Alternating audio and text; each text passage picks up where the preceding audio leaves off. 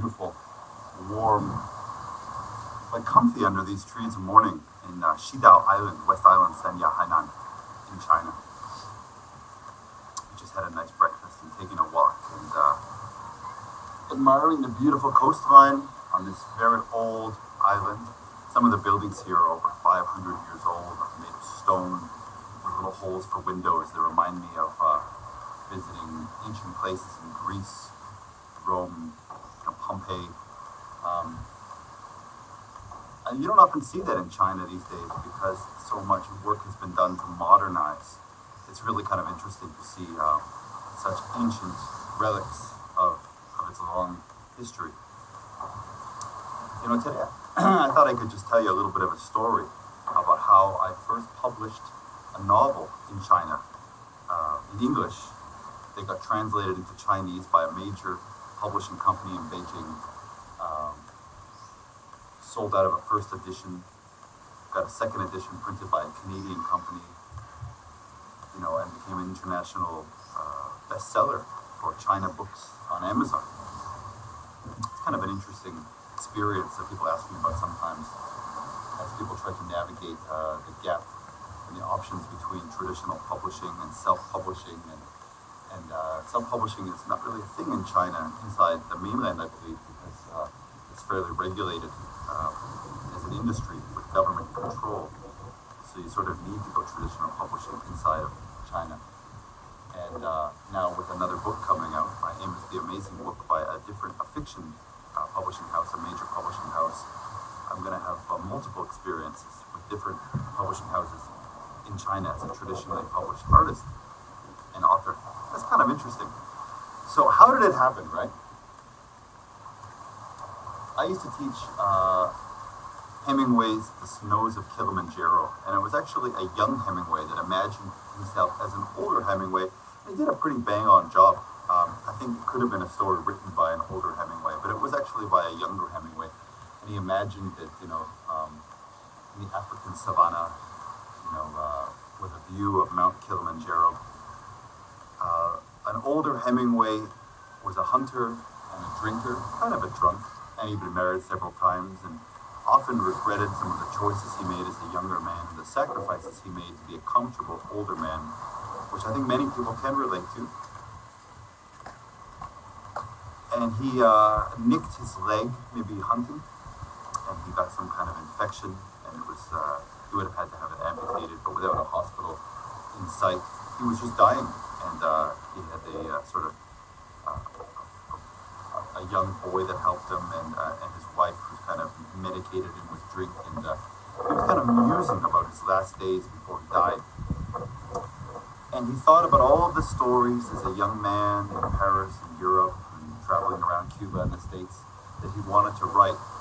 And as a writer, I could really relate to that. And I think many of us have these ideas, I have an idea for an 8-book octology, I have an idea for a trilogy, I have an idea for a standalone story that could become a series, and many other ideas.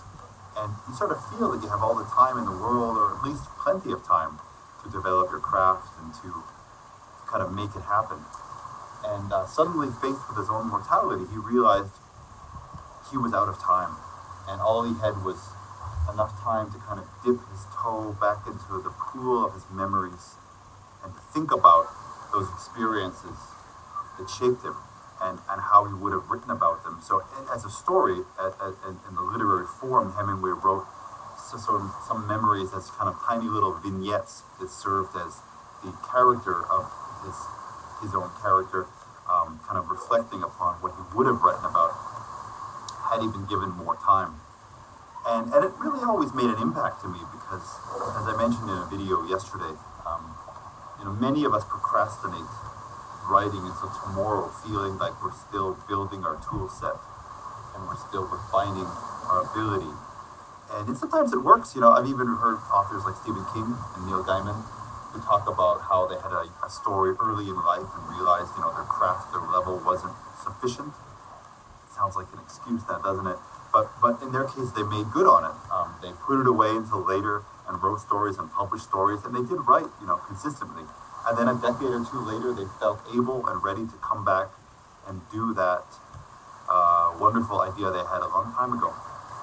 And, through happenstance and serendipity, nobody picked up on it. Nobody had gotten the memo. The muse maybe had faith in them or something. And they managed to do it. They managed to pull it off later in life. But anyway, for Hemingway, that was his regret. And it was, I think, a warning to other writers. And for me, my Hemingway Kilimanjaro moment came at the beginning of the pandemic when expats were deciding whether or not to leave.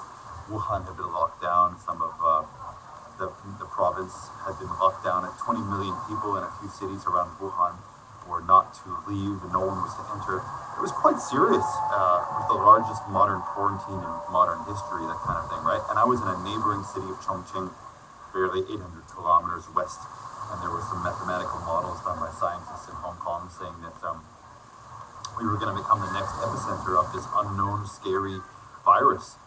And I really got nervous. I looked at my shelf of books, and I had a few first drafts printed out that were kind of marinating and cooling down things I had written during National Novel Writing Month, the November mad dash to get 50,000 words plus in a month, 1,600 to 2,000 a day, and basically bang out a manuscript in a month in a kind of marathon race with thousands of other writers around the world. And I had various iterations of an early draft of an Amos story, and my Wu Wei character, Where the Wicked Rest. It's going to be a wonderful story when I finally get it published, and a couple other things.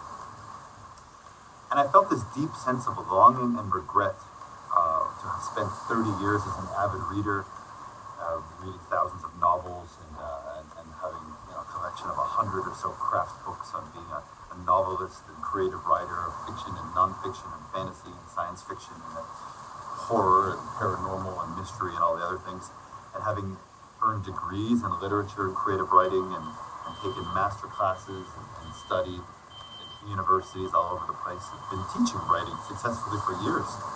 But I had not published a novel yet, and it felt like a real waste and kind of a scary thing. I wasn't scared to die, but I was scared to die without making my mark in the world, what I had felt was my calling. And so at that moment, I just sat down and began to write. Began to write about my life. I thought if I never left China in that early phase of my 70 days, self-imposed lockdown in Chongqing, I would basically have a little diary of what I did as we learned day to day about the virus that was kind of spreading across China and the world and that kind of thing. And it was interesting because I got invited to share it with CTV News Canada as a national front page story that millions of Canadians read every day, the Bubble Boy in Canada, lockdown in China. And it was shared with iChongqing, part of the Chongqing Daily News Group. So this was a huge, 15 million person city, their big English newspaper sharing my column. And I just talked about my life with Shaolin, baking banana bread, trying to make sure we had food and water accounted for, and getting masks and wearing them and learning the protocols for proper hand washing and sanitation, disinfection and all that stuff. Plus listening to channels on the internet and all the things we had to do on a day-to-day basis to kind of survive and educate ourselves, moving from the fear zone to the learning zone to the knowledge zone, the idea that we could be teaching people about the pandemic and helping them out. And I guess there was a moment when I was sharing it on the internet, sharing my various columns from CTV News, iChongqing, or my own blog, and people were really engaged. I guess there was a level of interest stemming from fear and concern, and the idea that I was kind of what did Miyagi call me, a canary in the coal mine, a time machine, 2 or 3 months ahead of where they were going to be. And somehow they thought by studying my journey, my descent into madness possibly, they might learn something relevant. And I got some really good feedback. Some people said, this could be a book, this could be a novel, or something. There was something there. And it gave me the idea, I put out that idea, I manifested the idea that I would in fact publish this. And I put a lot of work in. Now, what separated this iteration of my writing from previous drafts was really just the urgency of it. Faced with the concept and the fear, like Hemingway had in Kilimanjaro, of my own mortality. He dabbled with that in The Old Man and the Sea with Santiago too, didn't he? But faced with that urgency, I just threw everything I had into it. I researched diligently. I documented my life zealously, and I wrote with passion and conviction. wrote and I edited. A typical day in my life might be spending, getting up at the crack at 10 in the morning, um, cooking, preparing my food, doing the things, learning about the virus, taking notes studiously all day, listening with an earbud to various podcasts and such as I went about our day, taking notes. And then maybe 8 p.m. I would just compile and comp them down and edit and hard-boil them and revise them into the tightest little passage that I could get. And then I'd post it by 2 in the morning, which would be, maybe midnight sometimes. About lunchtime, every day in Toronto was when the CTV would get its vlog from me, midnight, sometimes after lunch, their time. And I just did it consistently for 60 days, and then I kept going for another month or so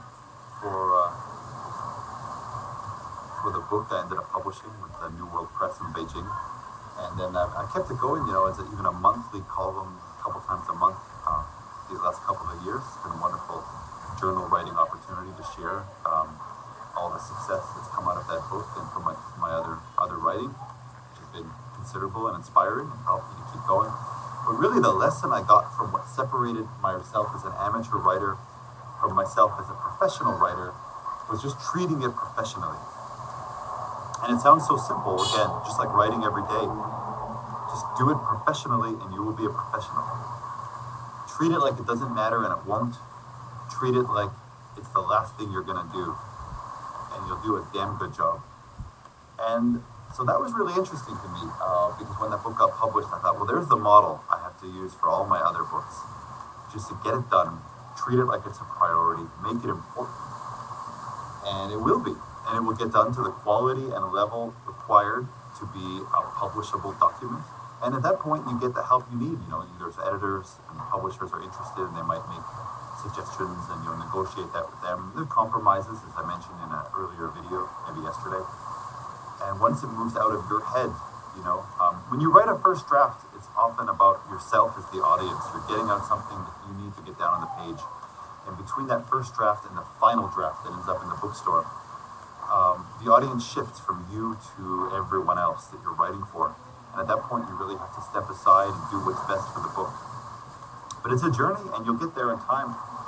The main thing is just to make it a priority, to make it something you do every day, and to make it really, really, the best you can do. And if you treat it like it's a professional gig, you treat it like you would treat work, it will become work and it will become professional, and you'll get it done. And I guess that's really it. I can talk in the future about other, publishing details along the journey and that kind of thing, and specifics with the different publishing houses, but I think really I just kind of wanted to dip into the pond of creativity there and just kind of share this idea with you of what was the light bulb moment for me. As people have asked me, they said, you have so many projects on the go now, and were you always like this? And I said, well, I've always had big dreams, but I didn't really put them into reality until I realized that I'm going to die, and if not this week or this month or this year, then it's not going to be that long, a couple of decades, handful, fistful, maybe if altered carbon works out, it'll be a few centuries, but faced with your own mortality, you realize time is very, very precious, and you make the most of every day. And if you want to be a writer, you just got to write. And if you want to write professionally, then you have to treat it like it's a profession. And that's really all there is to it. So why don't you get something written today? Get something down, and later we'll talk about outlining an idea, structuring, but I'm going to go for a swim in the ocean. Much love.